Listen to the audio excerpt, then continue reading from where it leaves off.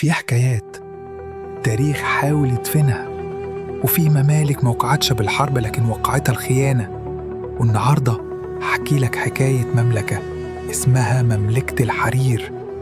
عباس المملكة اللي كانت جوه أوروبا وكان بيحكمها مسلمين، واللي اختفت من كتب التاريخ كأنها ما كانتش موجودة. سنة 1849 في جنوب غرب الأندلس كان في مدينة اسمها لبلة، ودلوقتي اسمها نايبلة في إسبانيا، وكان بيحكمها ملك اسمه محمد بن سعد، راجل مسالم بيحب العلم والفن والصناعة وخصوصاً الحرير.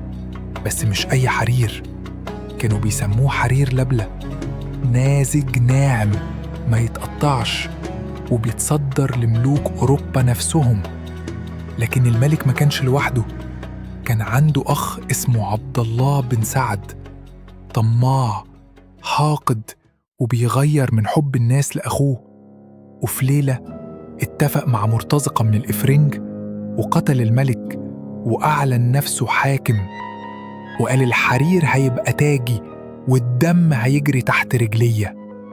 الملك المغدور كان عنده 3 أبناء، أبو عبد الله هرب مع قافلة في الصحراء، أبو الحسن اتخطف واتباع في سوق العبيد واترمى في المغرب، زينب الأميرة الكبيرة اتحبست في القصر، بس بدأت تبعت رسائل سرية مطرزة على قماش حرير كانت بتهز المدينة من جوه وتحضر الناس للثورة. بعد 7 سنين الأخوان رجعوا، واحد مع جيش من المحاربين والتاني مع المتمردين من المواني. وفي سنة 1856 بدأت الثورة. زينب فتحت بوابات العبيد من جوه، وفي ليلة سموها ليلة الحرير الدامي اتحرق القصر وسقطت لبلة وقتلوا عبد الله في وسط الميدان. بعد النصر أبو عبد الله رفض يلبس التاج، قال جملته المشهورة اللي يلبس الحرير يختنق بالسلطة، وكسر العرش وحرق النسيج الملكي بنفسه.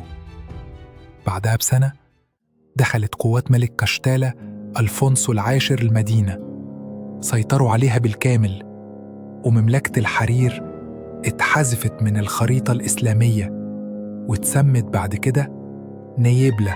وفي سنة 2007 تم اكتشاف قطعة حرير مكتوب عليها: من يحكم بالحرير يسقط في صمت. هل دي مجرد أسطورة؟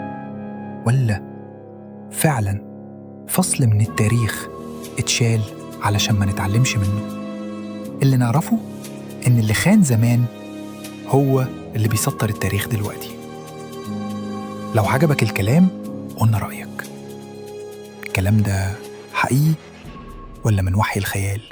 ما تنساش تبعت الفيديو للي بيحب التاريخ الحقيقي، وافتكر دايما مش كل الحكايات مكتوبة في كتاب، لأن في حكايات كانت أخطر من إنك تقراها. وافتكر في حاجات بتحصل حوالينا ومحدش بياخد باله.